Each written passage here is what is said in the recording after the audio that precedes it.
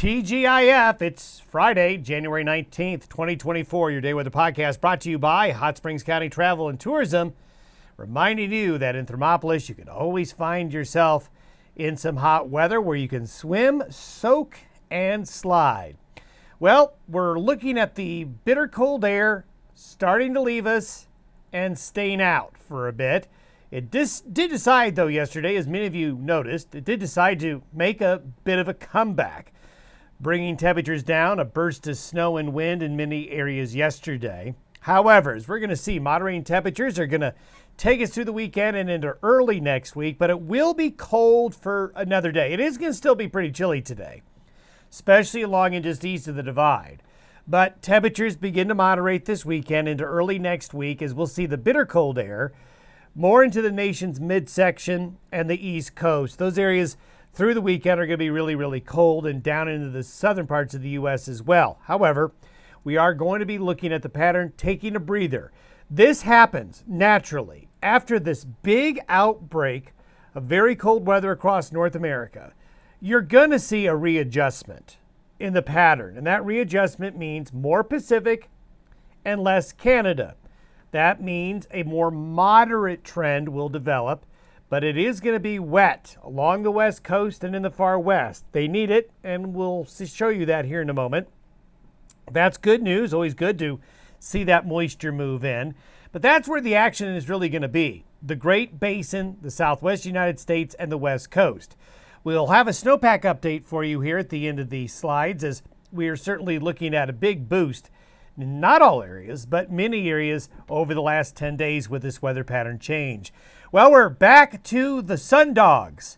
With that very cold air backing in yesterday, we had sundogs show up all over. In fact, we had two. This is the same one. This one and this one showing up in the Cody area yesterday morning. And then out in eastern Wyoming, where that bitter cold air came back in during the day, putting up another good sundog show. And some iridescent clouds down in Fountain, Colorado. If it looked and felt like the Northwest Territories, it's good reason, because that's the weather that we've had here over the last several days. The satellite imagery is showing, I'm showing you the Pacific, because that's really where it's really the busiest right now.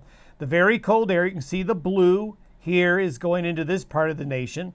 This is going to be what's going to dominate here over the next week to 10 days, and that is a Pacific influence. When you get a Pacific influence, you're going to see temperatures more moderate, more mild, but you're obviously, if you're bringing the flow of air into the west from the water, you're going to see precipitation increase, and that's what we're going to see.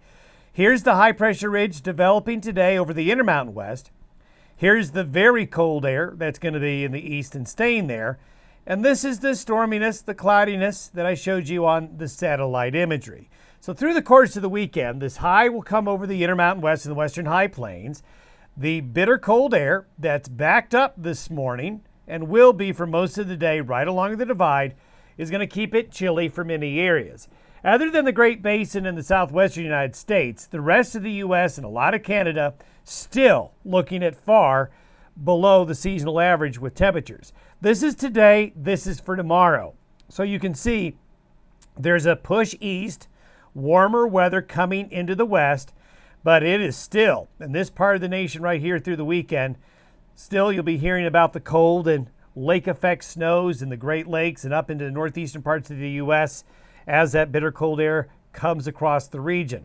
As we get into early next week, this flow of Pacific air and moisture just comes into the Pacific Northwest, Western Canada, all the way down into the Baja of Mexico. What will happen is these low pressure systems will just feed moisture into California and the Pacific Northwest, the Great Basin, and down into Arizona for several days, starting late this weekend into early next week. But the waves and the storms, the way the pattern is configured, they're not going to maintain their energy and their strength after they cross all of the mountain ranges between here and the Pacific. So what ends up happening, you get a gradient in the precipitation. The gradient is the heaviest right along the coast. So you can see all of California, west of the Cascades, but even east of the Cascades. Then even down into Las Vegas. Look at Arizona. That's good into northwest Mexico here, even southern New Mexico. You can see that the gradient of the heavier precipitation really is about here. As you get further east, it's like paying taxes. Here is your check without deductions. Here's your check with deductions. Not nearly as much left the further east you get off the west coast. And then you're going to get snow shower activity in this area right here. So the mountains of Montana, Wyoming, and Colorado through the next several days will be in and out of snow showers. But notice, see this hole right here? You're just really not going to see much get east of the divide. But this is very productive for California and the basins and the mountains of the far west, which is good because in this most recent weather pattern change, those areas that are showing the heavier moisture really didn't get much. So it's kind of their turn. And this is what the snowfall over the next 6 days to the next 7 days looks like. Really more along and west of the divide. Now, we're going to step through the snowpack changes. It's good news and bad news because there are some areas that really need a lot more snow. There's some areas that picked up a ton. So let's go back. Let's rewind. This was the snowpack figures for Wyoming on January 9th. January 9th is right before we started to see the big weather pattern change. So these numbers you see are percent of normal to date. So these change every day because it is by date. So the snowpack figures as of January 9th looked like this in Wyoming's basins. This is what it looked like as of yesterday. Notice the big changes from the upper North Platte to the lower Green and into the Wind River. You see the orange colors go green. You see a lot of the other orange colors go into yellow as well. Where we're really suffering is in the Bighorn Mountains. The pattern this winter just has not been good for that area, as well as the Yellowstone Plateau. Now you're going to see this, and I'll show you this when we look at the national snowpack map. In an El Nino season, you do expect the snowpacks to be lower the further north you are, the better snowpacks the further south you are in the region. That's because the jet stream tends to be more suppressed to the south in an El Nino situation. And that will bear out when I show you that, other locations in the west. But we obviously, this is not for the whole South Platte Basin. This is just for Crow Creek west of Cheyenne, but that's a very low number.